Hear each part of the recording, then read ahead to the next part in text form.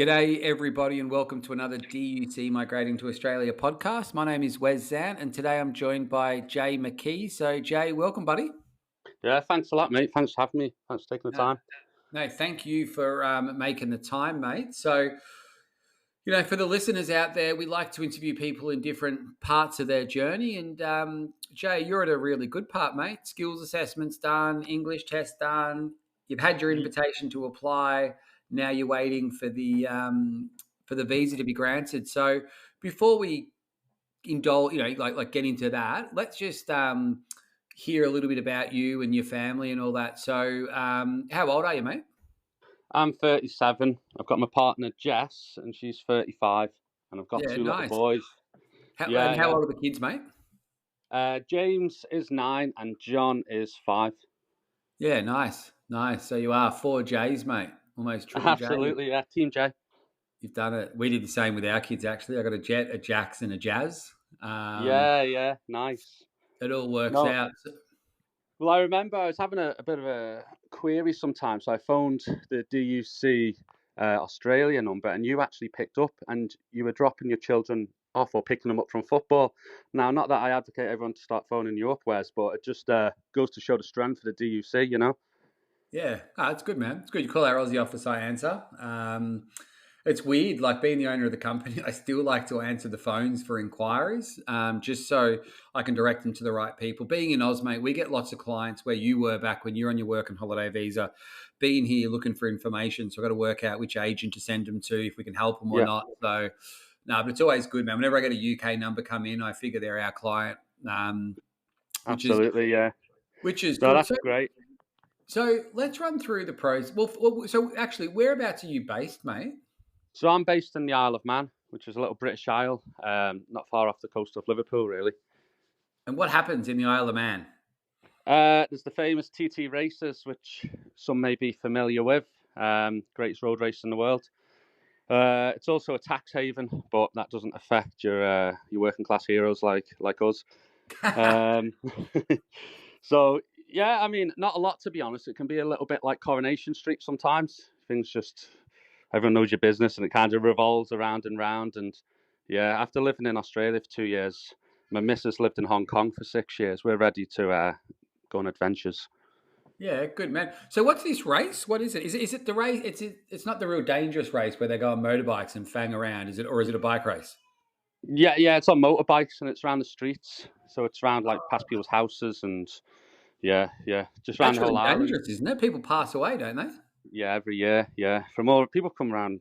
Well, people come from Australia to race in it, from New Zealand, everywhere. Yeah, and it is very, very dangerous. It's not something I would ever do, but it's interesting to watch, and it's a good sort of festival feel because the population goes from about 80,000 to close to 160,000 for 2 weeks, which is great. Yeah, that's pretty cool. Pretty cool. So you're the main applicant for the visa, Jay. So what's your occupation, mate? I'm painter and decorator for my sins. You're a painter and decorator. Now, did you complete an apprenticeship? Did you already have your UK qualifications for the skills assessment? I did, yeah. I completed my apprenticeship, 3-year apprenticeship in 2009. Well done. So, yeah, it's good the old school way. So you actually got the NVQ level 3, which means you didn't need to do the Australian AQF3. You just put in a paper-based assessment to TRA, and then you receive that. And your English test, mate. How'd you go on your English test? Yeah, well, I was lucky in the sense that I had a hernia. So that doesn't sound too lucky. Horrible, mate. I was off for 2 months after an operation just before I had my test. So I had like 2 months of revision to do, and I was like a dog with a bone. I just wouldn't let it go and just kept going hard at it, and you end up getting full marks pretty much. Really? What, 90, 90, 90?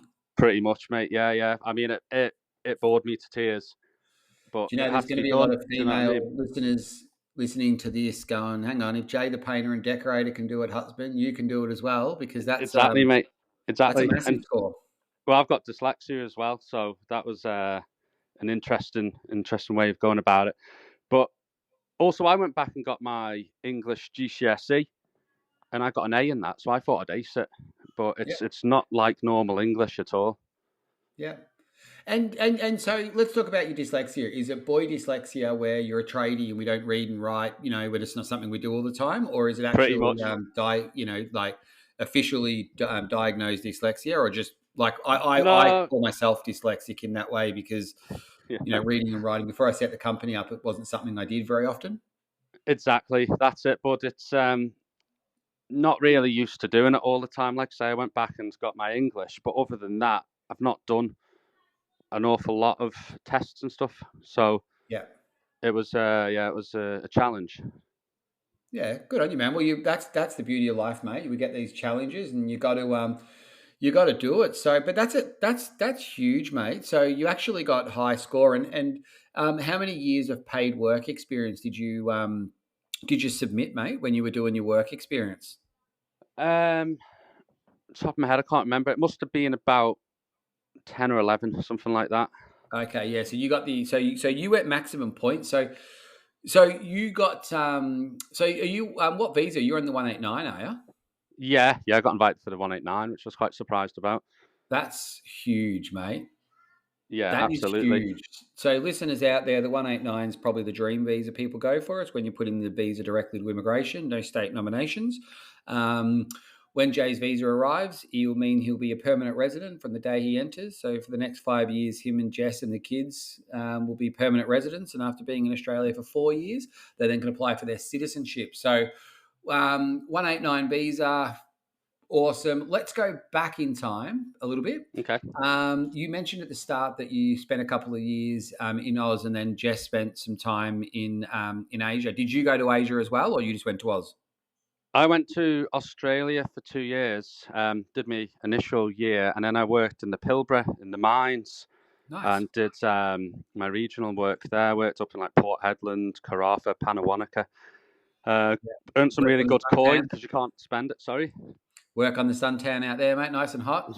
Well, yeah, yeah. I was working like 10, 12-hour days, 7 days a week sort of thing. You can't spend your money, so you just save. So that enabled me to not work for another year pretty much. So Okay. travelled around Australia, went to Malaysia, Indonesia, Southeast Asia, then down the east coast of Africa. So yeah, it was pretty good. And how old was Jay when he did this? I would have been 23, 24. Yeah, nice in the prime, mate. That's when I set off for my journeys. It's a good time. So you and Jess were together at that time, or you were solo? Solo, mate, best way. Yeah, Back yeah. then, of course. I actually heard one. I'm probably going to get in trouble for saying this in the podcast, but one of the lads I was speaking to once, Jay, he turned around and asked me if he was single, and he said he was. He said, "You don't bring sand to the beach." They were his words, not mine, listeners. They were his words. Yeah. Well, the So thing is, like, I had mates that were going traveling and whatnot, but I decided to go on my own because I didn't want to feel obliged to do things I didn't want to do, and I wanted to do the things I did want to do. Like I walked over Sydney Harbour Bridge, I went scuba diving the Great Barrier Reef, walked around Uluru, went on road trips, the Great Ocean Road, did amazing things out there, and did it when I wanted to do it. yeah, and you had a good idea. So you worked. So you travelled the first year. Sorry. So how many years were you here? 2 or 3? I was in two. 2 years. Yeah, you Okay. couldn't get So the third first at year that you time. just arrived straight away working, and then save your cookies, and then went traveling for the year. Did you get around the whole of Oz, or did you do like little, few trips, smaller trips, or how did you get about? Yeah, so I lived in Perth for 6 months, and Fremantle. It's beautiful around there. Did a few road trips around that way, and then I went to Melbourne and lived in Richmond, Williamstown, and had an amazing time in Melbourne. It's a great, great city. Yep. And then went up to Cape Tribulation, up to Oh yeah. Daintree Right. Rainforest, all the way up that way up the east coast. Went from Adelaide up to Uluru on another road trip. And how and Uh, that was in your car, or were you getting like how were you doing it? Buses, bus abouts? What were you doing? Yeah, yeah. There's some buses. So, like, say, I was on my own, but you're never on your own. So, like, on these trips, there'd be like maybe a Canadian, a Danish person, American, whatever Yeah. it may be. And you'll just bunch together, have a great time. So that's what I love about Australia. It's so multicultural. There's just people from all around the world there. Yeah, it's good, and you're at that good age too, where you're sort of not really shy. Um, it's a good age because you're not a threat to anyone really, and you're sort of Yeah, and you will meet lots of people, and you just attract them at that age, don't you? Because you got no fear, but then everyone's doing the same thing. Like everyone's trying to get Yeah. around, and you get to learn a lot about Australia. So in your journeys and all that, for what was probably a place or a few places that you would recommend people should visit on a work and holiday? The Daintree Rainforest up North Queensland, Cairns, around that way is spectacular. Great Ocean Road is incredible, going from Melbourne. Yeah. Um, Going up to Uluru, it's fantastic.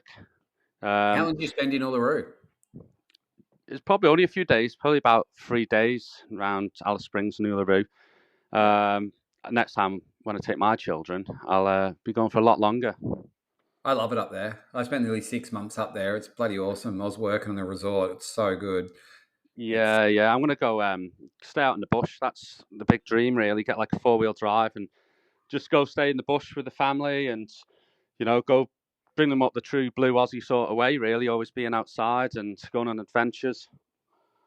Yeah, yeah. Well, that's a good. We'll come to that in a minute, actually, because I like to get understand the young Jay and everything like that, and then obviously how you and Jess met. So you're traveling. You saw some great sights and everything. You're young. You saved some money. You did everything, and then how did you and Jess meet?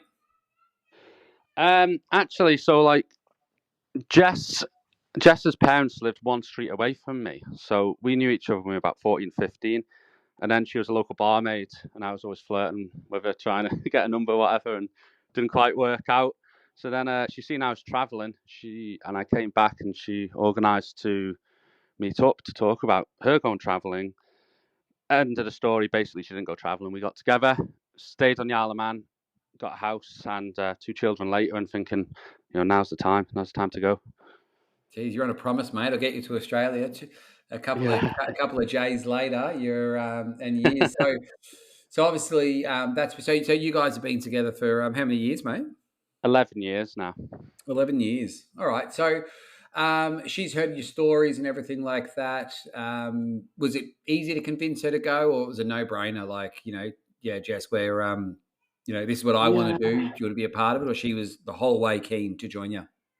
I think initially Jess wasn't keen, and I was always keen. My heart's always been in Australia, but she's come round to the idea, and now she's probably more eager than me to go. Really, and like I say, she's lived in Hong Kong for 6 years and experienced a lot of culture and what big Yeah. cities have to offer. So yeah, no, she's keen as mustard now. Yeah, that's good. And how about the boys? They're at a good age. Well, the oldest one is, enough to understand what's going on. Is he cool with all that? Yes, they're keen to go, but they don't quite comprehend the distance. And Yeah. I'm not elaborating on that too much at the moment because they're both keen.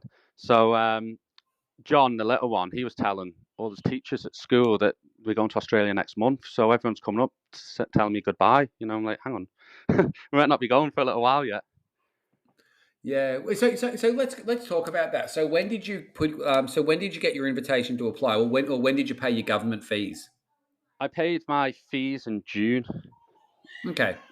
All right. So you're probably, realistically speaking, you, with a bit of luck, the way that immigration's going now, you'll probably be here in about 2035. No, Yeah, you'll hopefully it would just be after Christmas time, I'd say. hopefully. Yeah, I'm not entirely sure the way it works, but there was a flurry of 189 and 190 grants recently, and kind of gets your hopes up, doesn't it? Because I just put it to the back of my mind. But yeah, you keep thinking, checking your inbox, because Yeah. like I say, we're ready. We're in Australia. We've got one foot there now. Yeah, yeah, it is. It's pretty. Yeah, it's one of those things, isn't it? Like you've just got to get it. You just got to get into the motion of it, and I guess you get into that waiting game. And how do you guys deal with the waiting side of it and everything? Um, just trying to be proactive, really. So being up in the loft and got rid of any sort of clutter or organising bits and bobs, and just trying to do the things that are in our control. Really, there's nothing else we Do can you do. own your house, Jay, or do you rent? Yeah, we own the house, so Oh, okay, yeah, we'll sell it, get the equity, and then come to Australia with that. okay, cool. So that's the plan. So at what point do you start looking like? So okay, so let's say who's your migration agent from us? I think it's Trish, isn't it? It is Trish. Yeah. Yeah, Trish. Yeah, Trish is cool. So Trish gives you that call to say congratulations, your visa's been granted. What do? Do you go, yep, quickly get, do you start looking at selling the house in a few months, or is it something that, have you got a timeline of when you want to get to Oz? Well, I've decorated the house in preparation, so it's pretty much ready to go on the market. Yeah. Do you know any Um, good painter and decorators? the missus is quite handy with a paintbrush, actually. I'm good at making a cup of tea for her. Yeah, yeah. So, Get the boys helping as well, mate, filling those patches. absolutely. But you get a year, don't you, from when you get notified your visa's granted. So it'll be a case of get the house on the market straight away and take it from there. And have you done research? Like, is it, where you're living and all that? Is it a buyer's market? Is it a seller's market? Yeah, we're lucky really because we're in a catchment area for a school, which is in basically a gigantic cul-de-sac. So there's no real through roads. So it's very desirable. So I imagine we won't have a problem. Yeah, good stuff. And that equity you're talking about, obviously, that's what, is that what buys the caravan, or is that what you get set up with? What are your, what's your plans? You obviously had your young life, mate, over Yeah, here, and then now you're bringing over a family. exactly. What's it going Yeah, to it look needs a lot like more when you first structure. get here? Well, that I'm conscious that there's going to be a lot of unforeseen costs, administration, buying cars and stuff like that as well. Yeah. So the equity certainly will help us set up, and also, hopefully down payment on a house. Okay. Yeah, just go with that. We don't have a lot of savings really at the minute because we're still don't want to put our lives on hold at the minute Yeah. because we don't know how long it's going to be. So we're still going out for meals and still doing fun bits, buying the children whatever they want, pretty much. So yeah, that equity will really help us when we settle. Yeah, no, it's awesome, mate. And but that's what it's about, isn't it? That's what you've done. You made the right choices in life, and then now you've got the new choice, which is exciting, daunting. You're pretty scary. It's everything. And then to have a few, like a bit of money behind you, I guess would be good. And I guess you got to get the conversions right and all that as well. So definitely speak to our partners that do the foreign exchange just to make sure Yeah, that you get the right. I don't know. You can do forward deals and all that sort of stuff. But chat with them; they're the experts. But it fluctuates, mate. From sometimes it almost gets nearly 2 to 1, which is huge. yeah. So it's definitely the right time if you've got a fair bit of money. So I guess the big question is, Australia is a big place, mate. So have you got a certain state or area that you're planning to move to? Yes. So this whole process, we've actually got invited for a one night initially to New South Wales. So we started researching New South Wales and kind of had our heart set there, despite me living in Melbourne and Perth and having experience and friends there. Um, and the reason being is the climate. My missus, that's what she would prefer, is like the seasons, which, Yeah, apparently that's what it gets more it so. I does. know in Melbourne you get 4 seasons in one day, you see. In Perth it gets extremely hot. So, yeah, we're pretty much set on New South Wales at the moment. But I've got to be honest, Queensland is up there flirting at us, winking at us, so that's looking quite attractive as well. But New South Wales is big. So you're looking at like Sydney, or you're looking at regional, like northern New South Wales on the coast. Whereabouts? Well, we couldn't afford to live in Sydney, I don't think, to be honest. So Wollongong, potentially, Oh, Newcastle. Then who mate, knows, maybe further up the coast, like Byron Bay. mate, up there, oh man, northern New South Wales is so good. I've got family in Melbourne, so we're on the peninsula here, and I tell you what, if I kind of like the idea of WA, but being a borderline ginger again, it's a bit sort of, is it going to be too hot? But I lived in northern New South Wales when I was traveling for just over a year in a place called Yamba, and that's the average temperature throughout the year is 25 degrees. It's Nice. awesome, and it's such a good place to sort of like have a family. Like, it's got everything. If you like the outdoors, it's got, anyway, like, it's just like that whole northern New South Wales is really good. And obviously, if you go down south where you got your Wollongongs and everything, and obviously Newcastle's a bit higher than that. Newcastle's actually, I think, it's probably changed a little bit now, but Newcastle used to be like the fourth or the fifth largest city in Australia. It's quite Oh, big. It's really? huge. Yeah, it's when you come off the highway, it just keeps going and going, and it's like suburb, suburb, suburb, suburb until you hit the beaches. Yeah. It's It's huge, and because of that, you sort of get the best of both worlds. You sort of get that coastal life, but you also sort of get that city vibe. But there's lots to do, and I guess in your industry, is that what you're planning on being a painter and decorator when you get there? Yeah, potentially. I mean, it's always served me well. Like when I went traveling, I had my tools in my backpack and always find work, never out of work. Yeah, So, yeah, I mean, it's a great thing to have, but who knows? Do you know, like I remember I stood up in the Pilbara and I was living in, it's like a little caravan working up on the mines there. And I remember thinking to myself, this is like the land of opportunity. Do you know, it might sound a little bit corny, but that's what they say about America. But I was like, I can do anything here, you can.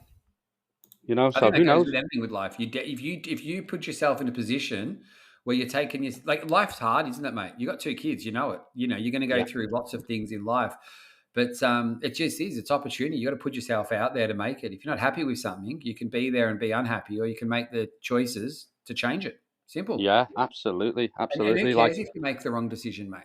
Do you know what I mean? yeah, Like if you get it exactly. wrong and you end up in a place in Australia that you don't like, and then you think, oh well, I can go up the road to Queensland. Obviously, it's quite a Yeah, long road, but you can go up there and you can sort of get settled. Yeah, and you come across like you're quite you're very personable as well, which is good. Like I think is Jess got similar? So is she like quiet, or is she like sort of your level, or where's she like as a person? uh, probably speaks a little bit less than me. Yeah.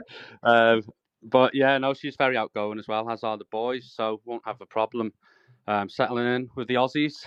No, you won't, mate. I mean that you really won't. And with the boys, I mean, so life at the moment, the Isle of Man. So what's a normal weekender for you guys at the moment? Weather depending. We just like to get out in nature, always to the beach or walking, through plantations or hills, whatever it may be. But I don't live What's in a a bad fruit place really. plantation? What's that mean? The plantation, so it's just like basically loads and loads of trees, Oh, like okay. tons of trees. So yeah, and like you can't see across the horizon or up because you're just surrounded by trees, but it's just woods. Oh, the Um, wood. Yeah. yeah, so we're out and about all the time. The Isle of Man is arguably one of the best places to raise children, and the British Isles, I would say. There's no crime here; it's good, but there's only a selection of places you can go, and you keep doing the same things over and over and over. And Yeah. with my boys, so like once they're in the teenage years, it's going to be harder to go. I'm going to be closer to 45. So I think to myself, now's the perfect time to get out there and live these adventures in Australia, with the boys. Yeah, yeah, no, good stuff. And so are you getting them into sport? Are they going to be in like motorbikes? What sort of stuff are they? Like are they going to be into? You reckon? They're big into the swimming, so we'll continue that obviously. Maybe try and get them into the AFL, get Oh yeah. them to support the Magpies. Oh mate, you're a legend. Like you already, mate. It's, yeah, it's weird because New South Wales is very much a rugby state. Well, it's good. It's got like Sydney and GWS there, but it's pretty much a rugby state, which is Yeah, you still get lots of AFL.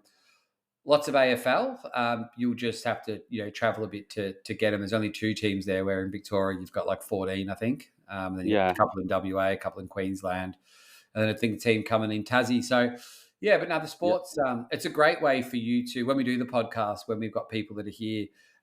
Getting them into nippers and all that, which is sort of like your younger surf life saving clubs for kids and all that, and getting them into sport. As soon as you start doing that, Jay, you'll just meet tons of parents, mate, like tons of yeah, families that just becomes your social life because the kids get dropped off. I mean, we've got school holidays here, so one of the kids got picked up today to go to Gumbaya Park, which is I don't even know what it is. I think they were on Dodgem cars and there was a water slide there. We're in we're in Victoria as well, so it's not even that warm yet. But yeah, they did that, and then the other boys' mate come over and they went out to the movies. yeah.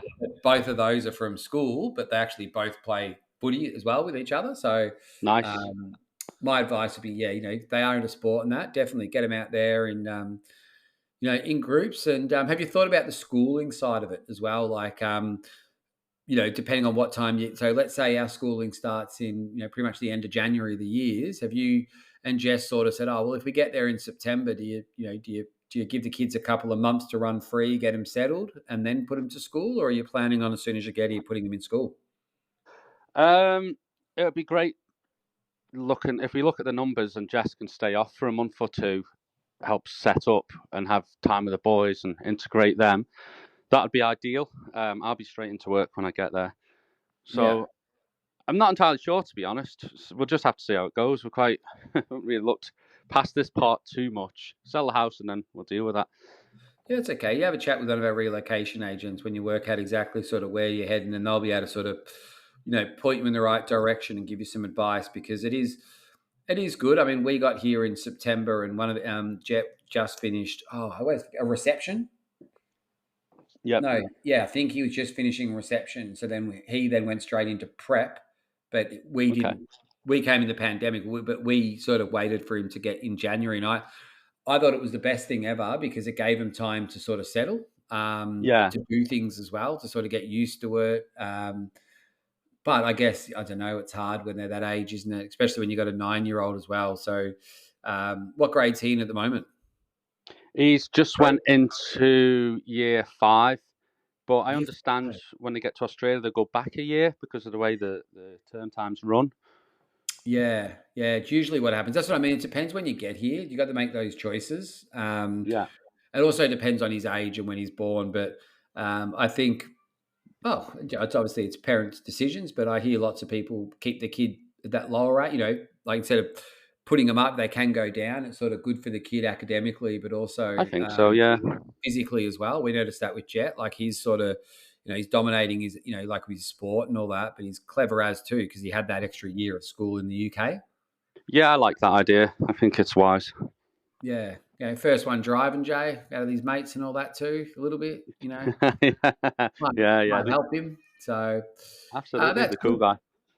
So you're getting here, you're sort of thinking East Coast, going to be selling your house and all that. What about furniture? Are you bringing your furniture over? Or are you going to sell all that and then just arrive, Yeah, or to what be are your honest, plans? yeah, we've sold and got rid of so much already. We don't have a lot. What we're thinking of doing is getting a move cube and just taking sentimental items, Yeah. which largely consist of the boys' Pokemon cards. But there will be a few bits of mine in there, but no furniture. Yeah. So what do you guys mainly want to get out of living in Oz as a family? Like, just, like Jess. So I'll go. So you said Jess will take a bit off. What does Jess do for work? What's her profession or occupation? Jess works in. She's always worked in the ship and maritime industry, so Yeah. she will. She's working in insurance at the moment, yacht insurance. Okay. So yeah, there's a lot. I think Newcastle's still a port. It was one of the biggest ports in Australia at one point, wasn't it? Yeah, yeah, But yeah. I believe it still is too, mate. It's still in is, the yeah. right spot. There's one of them, yeah, certainly. But yeah, so she won't have a problem getting work there, and I imagine she'll continue in that industry. So yeah, and then like let's go to a bit more detail of what you want to get out. So in a perfect world, Jay, what is a couple of so you're in Oz a couple of years later. What would give you that sort of sense of fulfillment to say, hey, we've done it and we're doing what we want to do? What does that look like for you and the family? Citizenship. Yeah, Once we and get then citizenship, the living, like the living. Obviously, you said outdoors and that, but like is it sort of bike rides every day? I mean, everyone's so different. Is it barbecues? yeah, Is it just sort of sitting yeah, back having yeah, a yeah, beer in the arvo? What is it? yeah. Well, I love the barbecues that you have outdoors there, and the way that everyone respects them, cleans them for the next person. So yeah, I don't intend on staying on the house too much, really. Hopefully, be out barbecues, get out, stay in the bush, and go discovering. Yeah, go learn to surf, get the boys into surfing, whatever they want to do, really. There's so So many yeah, good camping spots where you're heading. So yeah, many good. You got Forster and all that up there as well. It's such a really good. Oh, mate, you could do a good like you could jump in the car for a month and see a yeah, fair bit of that coast, and spend a few days. I know in Forbes and all that, there's a grey nurse colony. I did it when I was out there. It's just like natural, but you can go swim with the grey nurses. okay. Um, Oh, right, okay, yeah, yeah. yeah, it's just like I forgot the name of the national park now. It's in Forster. Sorry, not Forbes, in I'll Forster. make a But note. mate, it was awesome. Like I went with a guy who knew what he was doing, and we just went spearfishing. And then I'm like, oh, what are these things? They're big, and they was like, no, they're grey nurses, mate. They don't Yeah, bite or eat you. I'm yeah, like, yeah. well, I don't know, But but you get used to them, I guess, a little bit. But there were so many great, great spots to camp. Heaps of national parks, yeah, so many Um, options. That's a great thing. It is, isn't it? That's what I think. That's what's good. So you're going out there for the yeah, for the options, which is good. Yeah, And are you catching up? You mentioned before that you've got a few mates down, Melbourne, and you spend a bit of time in WA. Have you got any contacts at all down in New South Wales? not really, to be honest. I only went for a week to New South Wales. I Yep. stayed in a really posh place. You might have heard of it. It's called King's Cross. Oh yeah, yeah. The best are out there, mate. Not quite, but It is, I know. yeah, it was a good crack for a week as a backpacker. But no, I don't, to be honest. But I've actually reached out to employers since I've been here, and I've been offered sponsorships on the 482 twice, 2 or 3 times, 2 times. Um, so I certainly put myself out there, and I'll just phone every painter in New South Wales, and I'll get a job. It's not a problem. Um, Yeah. Oh, you'll get your fun works, mate. You'll find. I think with the UK and the painting and decorating and all that as well, you end up doing a fair bit more as well. You sort of end up doing a bit of. Well, you'll be able to tell me this, but you can sort of work your way around a hammer, do a bit of carpentry and all that as well. yeah, Um, there's a lot of transferable skills. yeah, 100%. From one, like if I was going to build a house, the only things I wouldn't do is the plumbing and electrics, because when they go wrong, they go horribly wrong. But Yeah. most other things you could probably turn your hand to. Yeah, I think that's what's good about that side of it. Like when I was there, just being the plumber, I was amazed what I guess, people would come in and do bathrooms and it would generally be like a tiler, paying the decorator, sort of slash, who would do everything and just get us to do the plumbing work. Yeah, We're in Australia, it's very different. You sort of just go with that, you've got your painter decorator, you've got your carpenter, you've got your tiler, everyone does their own trades. But with a shortage of trades, having a good skill set where what's that word you used before? Transferable?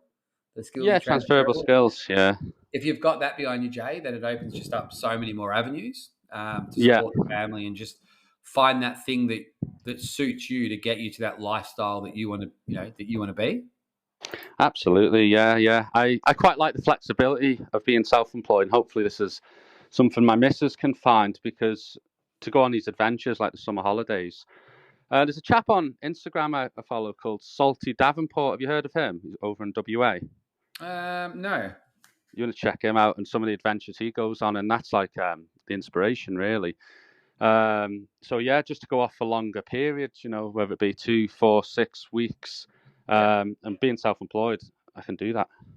Yeah, yeah, for sure. For sure. You get really good holidays in that here as well. Like we were talking Okay, about this year, Christmas, it's really weird. This year, Christmas falls on a Wednesday. And okay, then New Year's falls on a Wednesday as well. So our team are like going, all right, Wes, we're no point really coming in the Monday and the Tuesday before Christmas. And I'm like, yeah, sort of makes sense. And then yeah, they've turned around and said, well, New Year's is on the Wednesday. So there's no point really coming in on the Thursday or the Friday. So it means we get the yeah, Saturday, the Sunday. I'm thinking, geez, these are good holidays. And I'm like, well, yeah, absolutely. we'll make sure we got, staff on to, to work with our Yeah, clients. At the I same use work time, hard.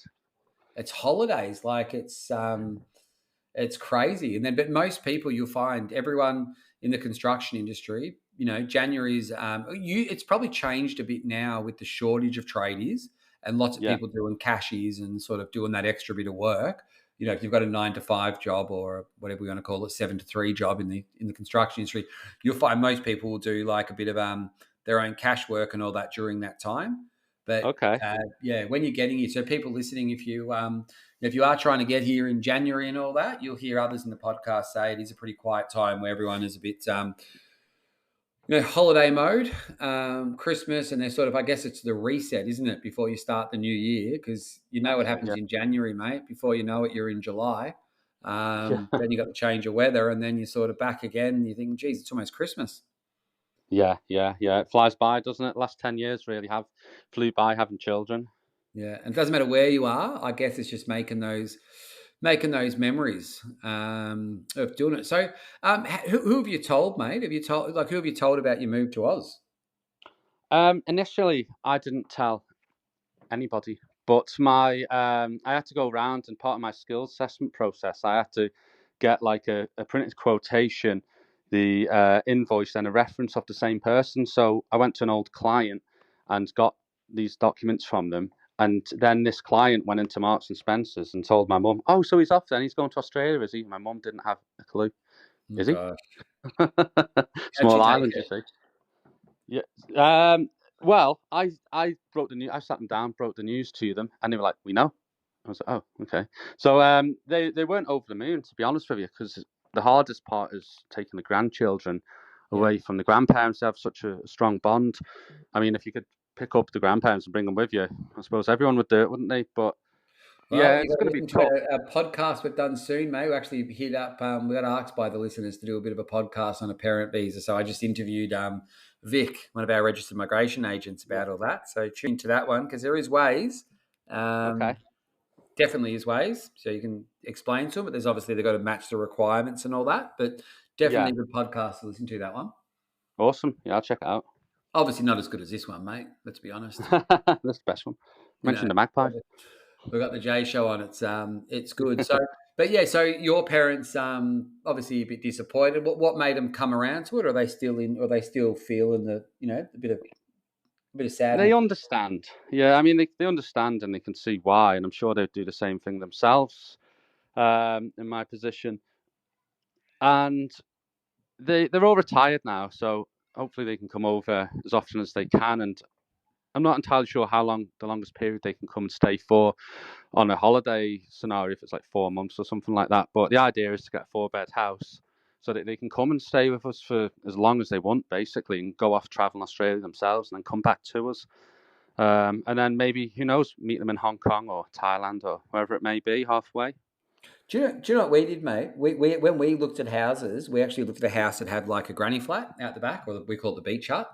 Yeah, And it's got it's got a bathroom and a dunny in it and all that sort of stuff, a bed and a little kitchenette thing. And oh my god, it's awesome because we've got an outside yeah, barbecue area. And nice. when family comes or mates comes from the UK, you can just be like, go out there. They've got their own space, so they're Yeah, not it's perfect. crowding it. Um, Yeah, and yeah. you can get these things now. I saw it on, I don't know, it came up on my Facebook page or something. You get these things now where you can, it's unbelievable. You can get them, it's kind of like a cabin, but they just, like, it's a pre made cabin thing and they just drop it over into your garden. But they've got hmm these new ones that fold out and to do different rooms and all that. And it's like, it's amazing what you can build and what you can have now. Yeah, And it was like, they're not even that expensive. Obviously, you probably need permits and all that to do it. But on the Facebook ad, it sold me, it tricked me. But yeah, you can always put them out the back if you're expecting family to come out. Um, yeah, or the other option, mate, nice and simple, you pitch a tent. yeah, that's it. Swag. You pitch a tent and you just be kids. We're camping out the back for a few weeks while the parents are here and all that. And you'll be surprised how much fun that they get from it as well. Yeah, yeah, yeah. Yeah, sleeping under the stars and everything like that. That's it. You just make it work, don't you? One way or another. Yeah, yeah, you got to. And Jess's family, mate, how did they take it?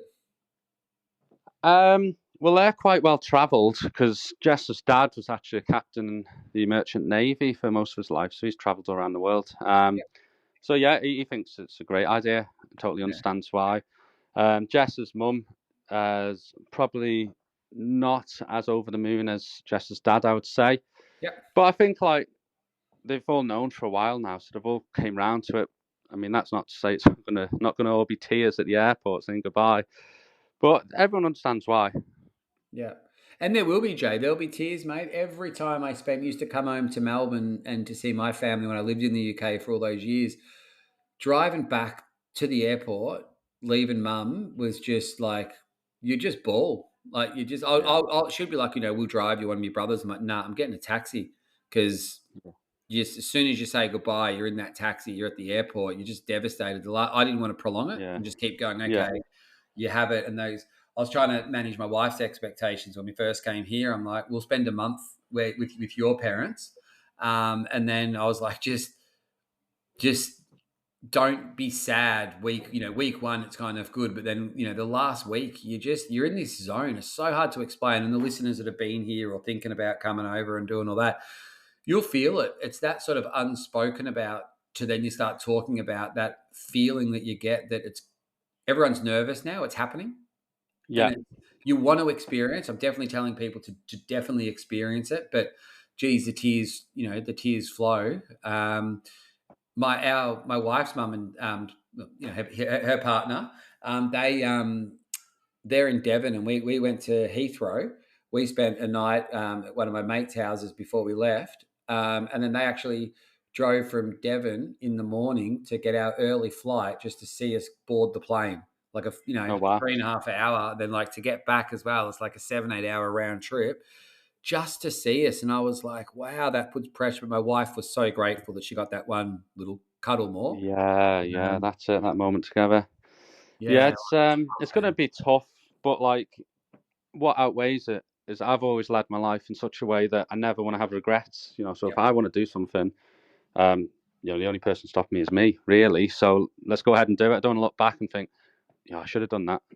Yeah, look, as tough as it is, Jay, that the rewards will come, and you'll hear lots of people in the podcast we do, or just chatting with migrants in general, that the ones that sort of felt that little bit, it was tough, and it was so tough to sort of make those decisions to go out there. Once they're here now, it's they can express it in this social media world we live in, and the contact of being able to walk around with like every Sunday and Wednesday we speak to the in-laws, and the kids just walk around with a photo with a camera just showing them Yeah, all the stuff they've been doing, and they probably, it's weird, we sort of see them and speak to them more now than what we did when we were in the UK. yeah.